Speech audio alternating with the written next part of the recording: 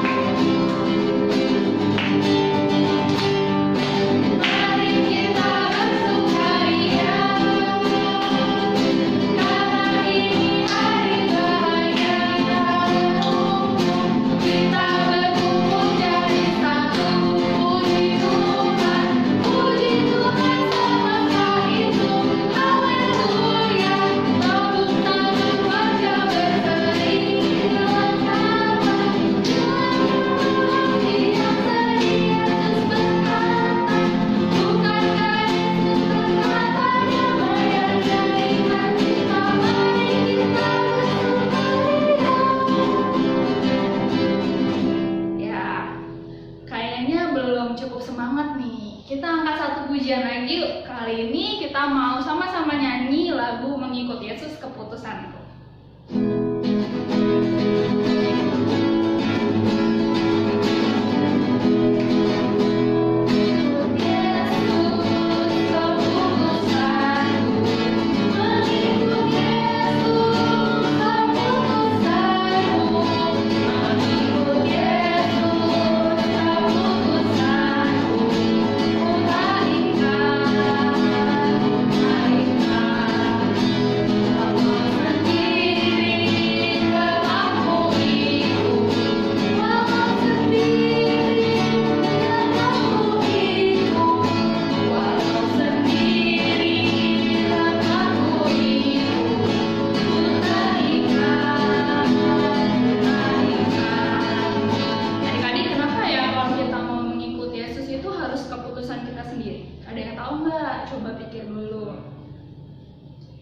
Ya, kita harus mengikut Yesus karena keputusan kita sendiri supaya kita itu punya kesediaan dari hati kita adik-adik. Coba deh, kalau misalkan kita melakukan sesuatu karena cuma disuruh-suruh dan dipaksa, pasti rasanya nggak ada hati untuk melakukan itu sepenuh hati. Tapi kalau kita mau mengikut Yesus dengan keputusan kita sendiri, kita punya hati yang lebih siap nih untuk mengalami Tuhan. Jadi ketika kita mau mengikut Yesus harus dari keputusan kita ya. Dan ketika itu kita pasti bisa deh untuk mengalami kasih-Nya Tuhan, lebih mengalami kuasa-Nya Tuhan dalam hidup kita. Nah adik-adik, sekarang kita mau dengerin firman Tuhan nih. Ayo boleh disiapin Alkitabnya, disiapin juga hatinya. Kita sama-sama mau angkat satu pujian penyembahan, Dia Sanggup.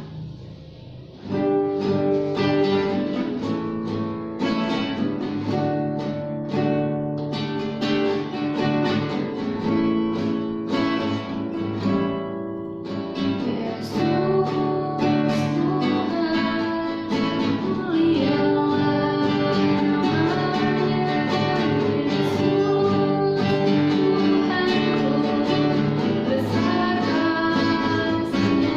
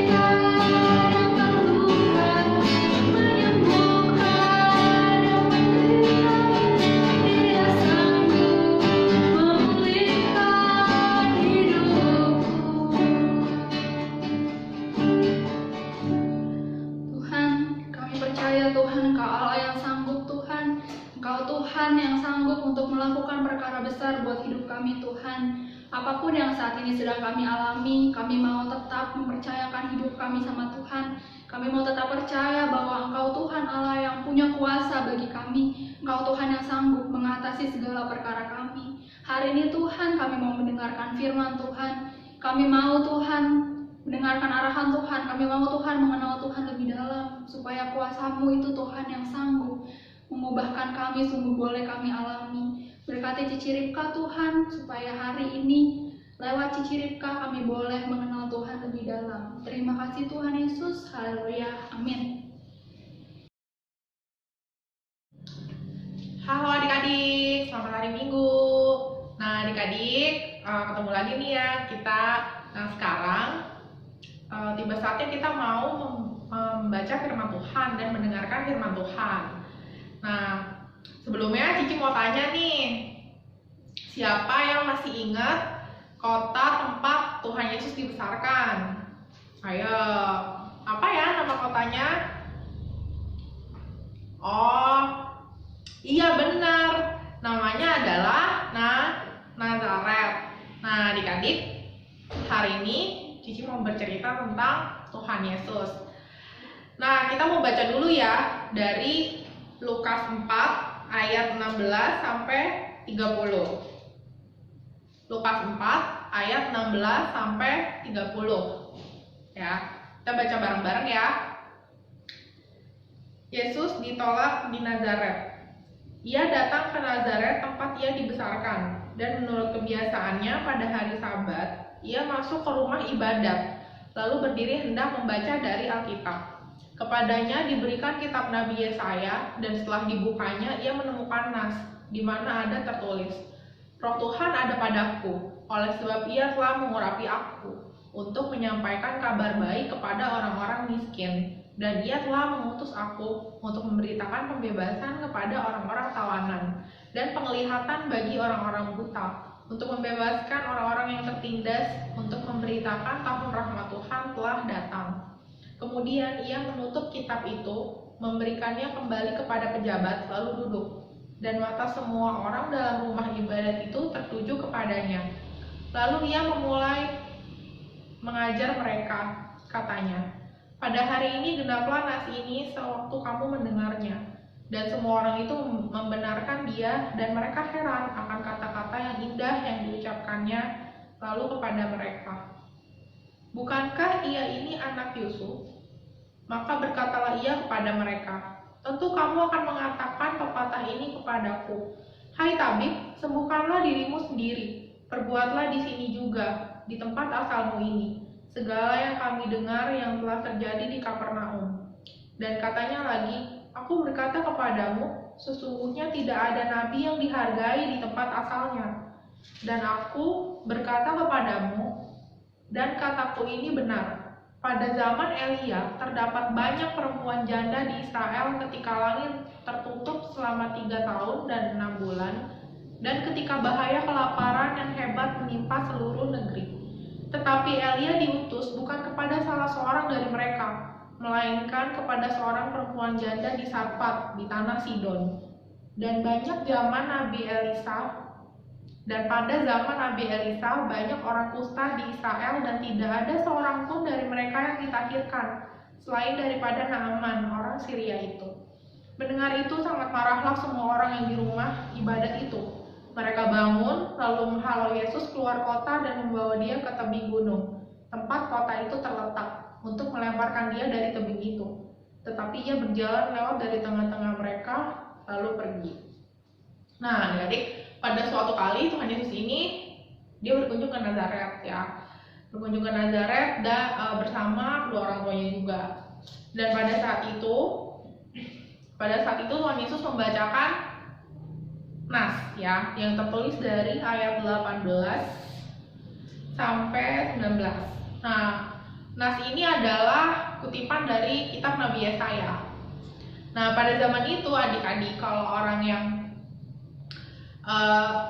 mendapatkan pendidikan itu tuh pendidikannya tuh tentang kitab Taurat ya adik-adik. Nah, dan Tuhan Yesus tuh benar-benar bisa untuk membaca, membaca kitabnya, terus dia juga mengerti tentang isi kitabnya. Nah, mereka tuh pada saat mendengar Tuhan Yesus membaca itu mereka kagum ya, bagus gitu, dan Tuhan Yesus bisa gitu untuk membaca kitabnya. Tapi ketika mereka sudah mulai, mereka sudah mulai memikirkan nih, kok loh kan bapaknya cuma tukang kayu gitu ya, dan mereka menjadi nggak percaya, dan karena itu mereka menolak Tuhan Yesus sebagai Mesias. Nah, mereka nggak percaya karena menurut mereka Tuhan Yesus tuh cuma anaknya tukang kayu dan bukan Mesias seperti yang tertulis di kitab Nabi Yesaya. Nah, padahal Tuhan Yesus adalah Mesias yang digenapi, Mesias yang tergenapi dari nubuatan di kitab Nabi Yesaya itu, adik-adik. Kenapa ya orang-orang itu nggak percaya? Nah, mereka memang mengandalkan pemikiran mereka sendiri, dan mereka menjadi nggak percaya kalau Tuhan Yesus itu adalah Mesias. Mesias itu juru selamat, adik-adik ya. Nah, mereka nggak percaya tuh, karena mereka benar-benar menganggap pikiran mereka aja yang benar gitu, kalau nggak mungkin Tuhan Yesus itu Mesias karena ayahnya kita kenal cuma tukang kayu aja, nggak mungkin lah Mesias tuh berasal dari anaknya tukang kayu, nggak mungkin banget gitu ya. Jadi mereka nggak percaya, adik-adik. Nah, adik-adik, sayang banget ya, padahal kota itu adalah kota tempat Tuhan Yesus bertumbuh gitu ya, maksudnya kayak kampungnya Tuhan Yesus gitu. Tapi orang-orangnya yang di sana malah nggak percaya, mereka malah nggak beriman sama Tuhan Yesus. Nah, hendaknya kita juga jangan mengikuti mereka ya. Di sini siapa yang percaya kalau Tuhan Yesus itu Mesias? Semuanya percaya ya. Apa sih buktinya, Ci? Tuhan Yesus itu juru selamat buat kita. Buktinya Tuhan Yesus udah mau menderita, padahal Tuhan Yesus nggak salah loh. Tapi dia mau menanggung hukuman yang paling berat di kayu salib, bahkan sampai mati dan bangkit lagi untuk menebus dosa kita semua. Untuk berkorban, dia berkorban buat kita untuk menyelamatkan kita dari maut. Itu adalah bukti kalau Tuhan Yesus itu benar-benar Mesias dan juru selamat yang digenapi, adik-adik ya. Nah, jadi kita juga harus tetap beriman walaupun mungkin banyak pemberitaan yang bilang kalau Tuhan Yesus itu bukan Mesias, atau mungkin ada bukti yang di sana, bukti yang di sini kalau Tuhan Yesus itu bukan Mesias, kalau Tuhan Yesus itu bukan juru selamat. Nah, adik-adik, kita harus tetap percaya sama kebenaran firman Tuhan yang kita baca, yang kita dengar, dan kita harus tetap percaya sama Tuhan Yesus yang kita sembah, karena memang dialah juru selamat dan Mesias buat hidup kita ya. Jadi jangan termakan sama pemberitaan-pemberitaan yang nggak benar, atau sama omongan-omongan orang lain mungkin ya yang nggak benar juga tentang Tuhan Yesus. Kita harus tetap terikat sama Tuhan, kita harus tetap mempunyai hubungan yang dalam sama Tuhan. Nah, caranya gimana ya? Caranya gimana sih biar nggak kemakan omongan orang, biar nggak terpengaruh? Itu caranya dengan kita terus bangun hubungan sama Tuhan. Kita harus terus berdoa, membaca Alkitab, kita merenungkan firman Tuhan, terus berbicara sama Tuhan. Nah, adik-adik, nggak berbicara sama Tuhan itu nggak cuma dilakukan pas berdoa aja loh. Misalnya adik-adik di dalam hati mau cerita sama Tuhan juga bisa, adik-adik ya. Jadi tetap connect, tetap berhubungan sama Tuhan gitu, adik-adik. Dan dengan seperti itu jadinya kita nggak mudah terombang-ambing, nggak mudah terpengaruh sama omongan orang-orang. Oke? Terima kasih adik-adik udah sekolah minggu pada hari ini. Kiranya Cici juga berdoa buat adik-adik semua biar tetap sehat. Adik-adik juga harus tetap jalanin protokol kesehatan ya. Tetap cuci tangan, terus pakai masker kalau keluar rumah ya. Biar adik-adik tetap sehat, tetap terhindar dari virusnya. Nah, Cici berharap adik-adik juga selalu deket-deket ya sama Tuhan, terus bangun hubungan sama Tuhan. Oke? Selamat hari Minggu adik-adik. Ya. Mari adik-adik kita berdoa. Tuhan, terima kasih Tuhan atas semua berkat dari Tuhan dan penyertaan Tuhan buat masing-masing kami Tuhan, meskipun saat ini kami masih menghadapi pandemi COVID-19 ini Tuhan.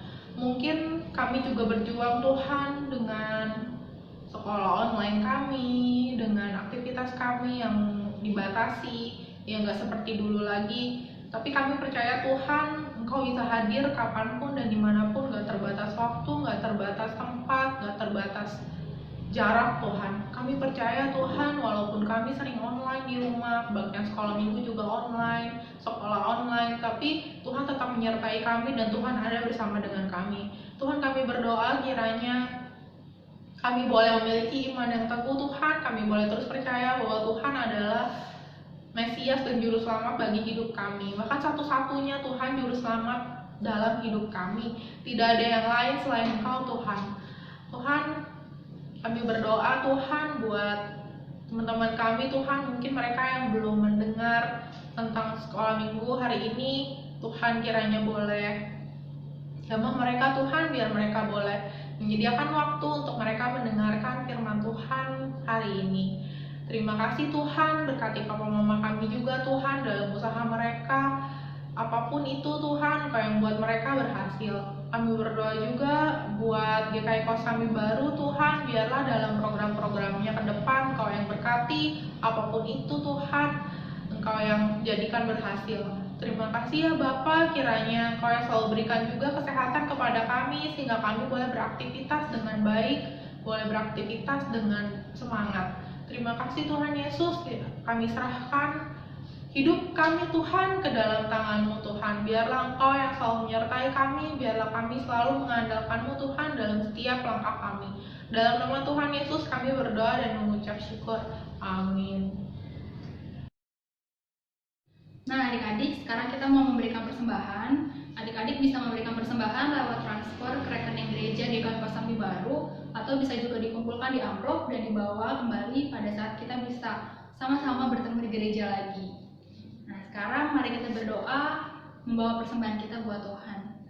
Tuhan Yesus, terima kasih atas persembahan yang sudah kami berikan. Terima kasih untuk berkat-Mu buat hidup kami Tuhan. Kami berdoa Tuhan, biar persembahan ini boleh berguna Tuhan bagi pelayanan gereja-Mu Bapa. Di dalam nama Tuhan Yesus kami berdoa, haleluya, amin. Nah adik-adik, tadi kan kita udah dengerin nih firman yang dibawain sama Cici Rika. Sekarang aku mau sharing juga nih. Aku pernah mengalami kuasa Tuhan yang benar-benar bekerja nyata buat hidup aku. Jadi ini tuh ceritanya waktu aku masih kuliah adik-adik. Nah waktu itu kan aku mau kumpulin skripsi aku nih. Kalau skripsi itu ada batas waktu kumpulinnya. Dan selain kumpulin skripsi ada syarat-syaratnya juga yang harus dikumpulin. Tapi sayangnya waktu itu informasinya tuh kurang jelas adik-adik. Sampai akhirnya pas waktunya udah mepet, kita baru tahu nih kalau hari ini tuh harus dikumpulin sampai jam 4 sore. Sedangkan rumah aku dari kampus itu jauh ya adik-adik. Rumahku kan di Kosambi, kampusnya di Tanjung Duren. Butuh waktu yang cukup lama nih untuk sampai ke kampus. Nah waktu itu aku khawatir banget, aku takut kalau misalkan aku nggak bisa kumpulin skripsi aku tepat waktu. Tapi waktu itu aku berdoa dan aku tetap percaya kalau Tuhan itu Tuhan yang kuasanya melebihi apapun. Aku percaya pasti Tuhan akan menolong aku. Jadi aku buru-buru pergi ke kampus, buru-buru kumpulin. Dan waktu itu sebenarnya perjalanan gak mulus-mulus banget, gak yang sepi, gak ada mobil-mobil lain, tapi tetap ada macet. Tapi aku waktu itu benar-benar bisa sampai ke kampus dalam waktu yang tepat waktu gitu adik-adik. Padahal biasanya kalau ke kampus itu makan waktunya cukup lama. Dan akhirnya aku bisa kumpulin, semua syaratnya udah lengkap, dan aku gak terlambat kumpulin skripsi aku. Mungkin ini terdengar seperti sebuah kisah yang kecil, tapi buat aku pribadi, aku merasakan bahwa itu adalah pertolongan Tuhan yang nyata buat hidup aku adik-adik. Karena aku percaya kalau bukan Tuhan yang tolong aku, segala sesuatu bisa menghambat aku gitu. Tapi Tuhan bekerja sehingga semuanya bisa selesai dengan baik dan aku bisa kumpulin skripsi aku. Aku percaya kalau adik-adik kita semua juga pasti bisa mengalami kuasanya Tuhan ketika kita mau percaya kalau Tuhan itu benar-benar Tuhan yang berkuasa buat hidup kita. Sama seperti orang-orang yang percaya kalau Yesus dari Nazaret itu adalah Mesias. Kita juga harus percaya kalau Tuhan Yesus yang kita sembah itu juga adalah Tuhan yang punya kuasa yang luar biasa, yang memegang kendali buat hidup kita. Jadi jangan sampai nih adik-adik kita jadi salah satu orang-orang yang mengikut Tuhan cuman mengikut Tuhan aja tapi nggak percaya dari hati. Kita harus benar-benar percaya kalau Tuhan Yesus itu adalah Mesias buat hidup kita. Nah sekarang yuk sama-sama kita mau nyanyi Ku Diubahnya.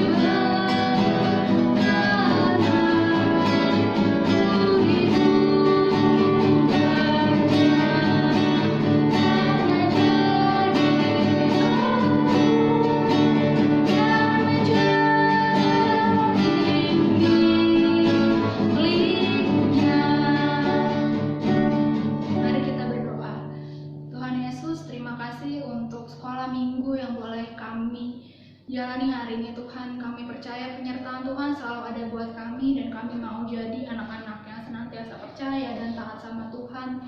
Kiranya Tuhan mau menyertai kami Tuhan dalam segala aktivitas kami, di dalam segala kegiatan kami hari lepas hari. Kiranya kami juga Tuhan boleh senantiasa menyerahkan hidup kami dalam tangannya Tuhan dan percaya bahwa Tuhan Engkau Allah yang pegang kendali buat hidup kami. Terima kasih Tuhan Yesus. Dalam nama Tuhan Yesus kami berdoa dan memohon. Haleluya. Amin.